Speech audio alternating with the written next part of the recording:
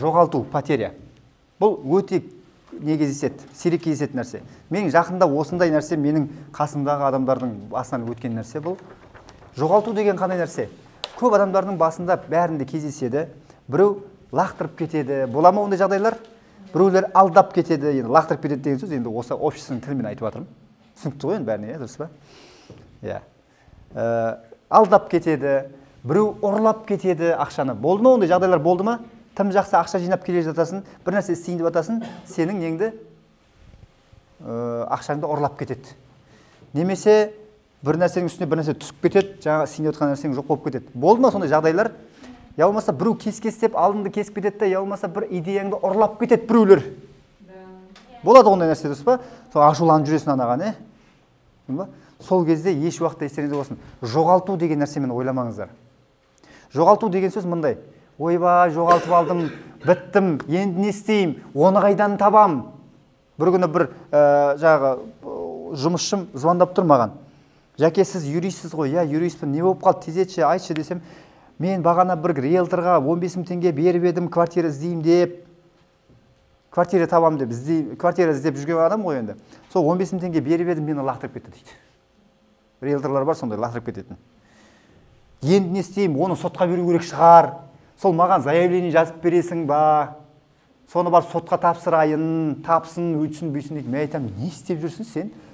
Әңгіме 15 000 теңге ма? Менде жоқ қой ол 15 000 теңге. Енді мен қайдан табам? Мен квартирасы болмайды дейді. Мен айтамын, сен бүгіннен бастап ойлансайшы, 15 000 теңге қаяқтан табуға болады деген нәрсені.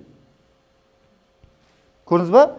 Ол 15 000 теңгені восстановить етемін деп, восстановить еткенде ана адамнан восстановить етуге тырысып жүр да. Енді сен не істеуің керексің? Мен не нәрсе арқылы 15 000 теңге табалам деп ойлауың керексің ғой. Өмірде көп сондай нәрселер. Бір жерге кетті, не істеп қалады?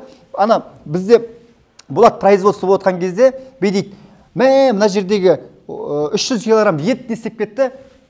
Шіріп кетті дейді. Мысалға, анау келсек морозильник сөніп қалған, 300 килограмм ет бітті. Шіріп кетті. Не істейміз? Оңбаған ана адамның неге барамыз, светке барамыз, қазір свет сөнген, сөнді, неге сөндіреді ол? Бізге ущерб бер. Дұрыс па? Сосын ана аренданың адамына барады, сен свет сөнбейді деп айтып едің ғой. Неге ол свет сөніп қалады? Енді сен мына ақшасын жабасың. Не керегі бар ондай деймін да? Ол потеря ол. Түсінді ма? Вечно кедей саналы адамдар осы жоғалтып жатқан. Анау баяғыда 5 жыл бұрын жоғалтып кеткен нәрсесін айтып жүре береді солар. Менде баяғыда болған соны жоғалтып алдым, осылай жүре береді. Түсінді ма? Сөйтіп ойлай беретін болсаң, ниже нормаға түсіп кетесің. Ниже норма деген бар. Адам ниже нормаға түскен кезде, өзі норма деген нәрсе бар, высший норма деген бар, ниже норма деген бар. Бізде қазақта айтып тастаған, жұрт 7 ағайынды деп айтып тастаған. Бір айналдырса шыр айналдырады деген әңгімені айтып тастаған баяғыда. Сол нәрсеге түсіп кетпеңдер. Бұл адамның состояниесі. Қай уақытта сенің состояниең ниже нормаға түсіп кетеді, бүкіл бәле келе береді. Ертеңгісін ұйқыдан тұрдың, балаңа бір рет айқайладың, енді шығып кетесің, сүрініп кетесің.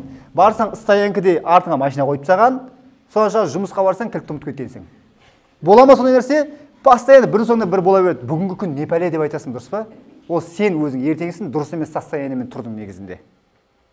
Сондықтан айтады, қиыншылық болғанда сабыр, қуаныш болғанда шүкіршілік деген сол. Ниже норма түсіп кетуге болмайды. Сөйтіп, потеря деген нәрсені ойламаңдар. Осы бастан біреулеріңіз бір потеря деген нәрсені естен, мысалға білейді.